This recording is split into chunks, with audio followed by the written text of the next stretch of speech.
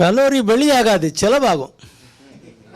நீங்கள் நடந்தீங்கன்னா கலோரி செலவாகும். பெட்ரோல் செலவு தானே ஆகுது. பெட்ரோல் வெளியிலே வரல. குளுக்கோஸ் வந்து எனர்ஜியாக மாறும்.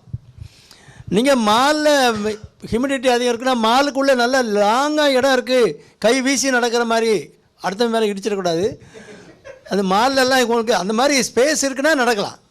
ஏசி ஹாலில் நடக்கிறபடி தப்பு இல்லை.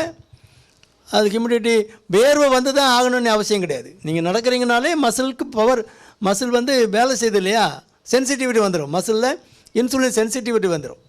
அந்த ரிசெப்டார் எல்லாம் ஒழுங்காக வேலை பார்க்க ஆரம்பிச்சிடும். ஒரு பூட்டை அடிக்கடி நம்ம திறந்து மூடிக்கிட்டு இருக்கோன்னா எவ்வளோ ஃப்ரீயாக இருக்குல்ல. அப்படியே 6 மாதத்துக்கு ஒருக்கா திறந்தா சிக்கி தான் திறக்கும். அதே மாதிரி தான் துரு பிடிச்சி போகும். பாதி அதே பூட்டு தான், அதே சாவி தான், ஆனால் திறக்காது. பிறகு ஆசாரியை கூப்பிட்டு கொஞ்சம் மண்ணெண்ணெய் போடுங்க சார், சரியாக இருக்கும். நமக்கு மண்ணெண்ணெய் போட முடியுமா? அதனால் அதெல்லாம் ஒன்றும் வேண்டியில்லை. நடக்கணும், எங்கே வேணாலும் நடங்க. உங்களுக்கு ஹியூமிடிட்டி வெளியில் போகிறீங்கன்னா ரொம்ப வேர்வை அதிகமாகுது, ரொம்ப டயர்டாகிடுது அப்படின்னா ஏசி ஹால்லேயும் நடக்கலாம். ஆனால் கொஞ்சம் நீளமாக இருக்கணும், கை வீசி நடக்கணும். அவசரமாக எங்கேயோ வேலைக்கு போகிற மாதிரி வேகமாக நடக்கிற மாதிரி ஒரு சிச்சுவேஷன் இருக்குது, ஒரு இடம் இருக்குன்னா நீங்கள் நடங்க.